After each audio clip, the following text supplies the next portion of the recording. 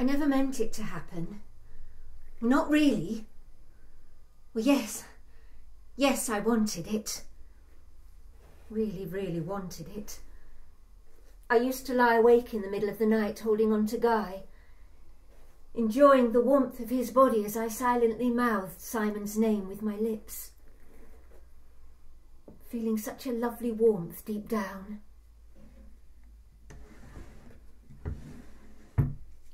So this afternoon, when I opened the door, there's Simon on the doorstep, seed catalogue in hand, well, muttering something about a good offer on shallots. We both stand there a bit awkward. I don't think either of us knows what to say next. So I ask if he'd like a cup of tea. Well, I mean, it only seems polite, and well, asking someone whether they prefer Earl Grey or Darjeeling, well, it's hardly a come on now, is it? And I half expect, or half want him to say no, or to make some excuse that he has something else to do. But he doesn't. Well, as I fill the kettle, he sits at the table and we chat nervously about the last meeting speaker at the Greenhouse and Garden Society, well, and how the village hall needs a new PA system, as Jean Rice-Smith had complained afterwards she couldn't hear half of it.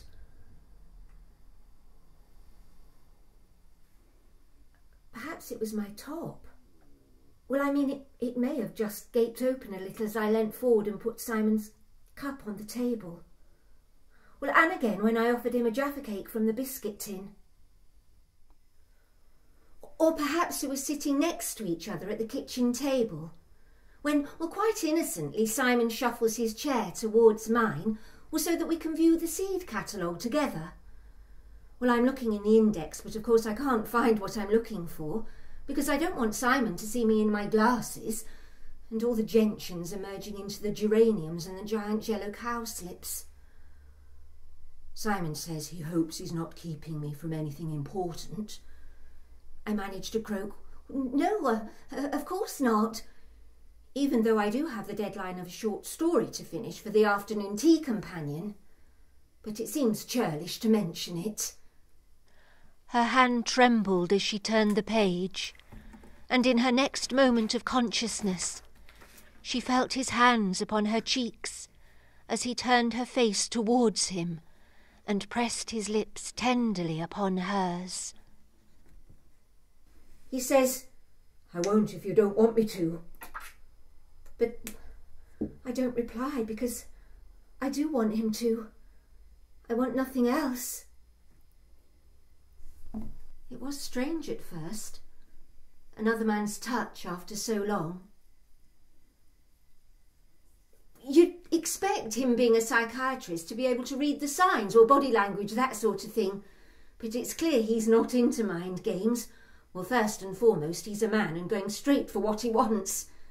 Not like Guy, with his comforting caresses to get you in the mood. Overcome with desire, he embraced her, his strong manly arms enveloping her delicate willowy frame.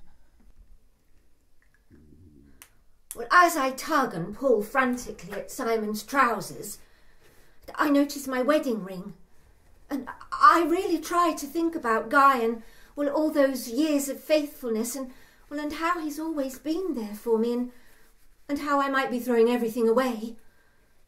But somehow it just all gets squeezed out. It can't have been a pretty sight, the pair of us colliding about like a couple of dodgem cars, bouncing off each other's midlife bulges. But it felt pretty sensuous. Well, we both know this has been a long time coming and, well, after years of wiping up after man and boy, well, not to mention putting the toilet seat down 20 times a day, well, I reckoned it was what I deserved. And I was going to enjoy it. "We won't be able to go away for a weekend or anything like that," Simon says. "Could be risky." "Oh, that's okay. I wasn't expecting. I mean, just what the hell was I expecting? "Let me take you away from all this," he whispered, "and I will look after you until the end of time." We flail about the Arga, with Simon with his shirt half off his shoulders, and I catch sight of his vest, was so brilliant white, and I'm tempted to ask what washing powder his wife uses. And then I catch sight of Guy and the two boys on top of Helvellyn in a photo on the dresser. And then there's the cut glass vase that Guy bought for Julian to give to me last Mother's Day. And next to that, James's first swimming cup.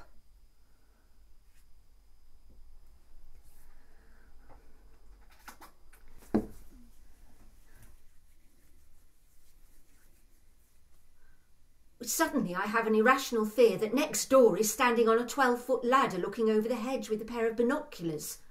So I grab Simon and gyrate him, trousers round ankles, into the hallway, well, the only place in the house free from family memorabilia and windows.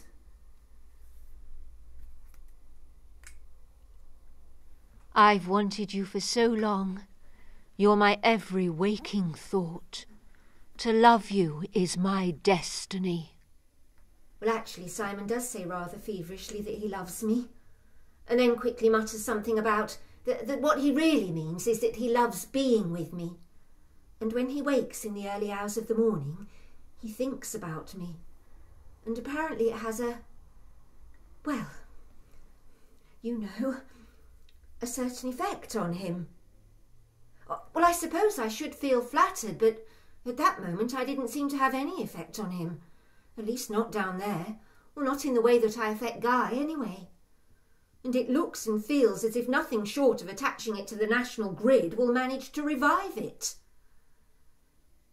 I worry that my sagging body has been an anticlimax for him, but I hope there might be other reasons.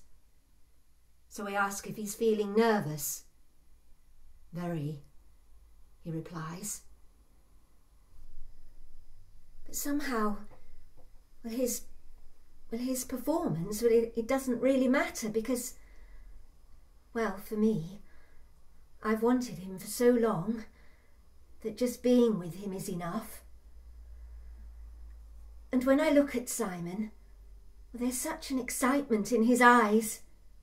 Reminds me of when Guy used to meet me at the staff door of Bainbridge's after work and couldn't wait to get me back to his flat. He had that same look. At first.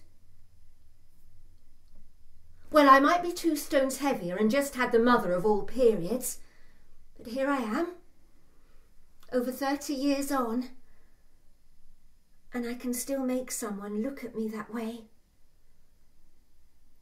In Simon's face there's real longing for me.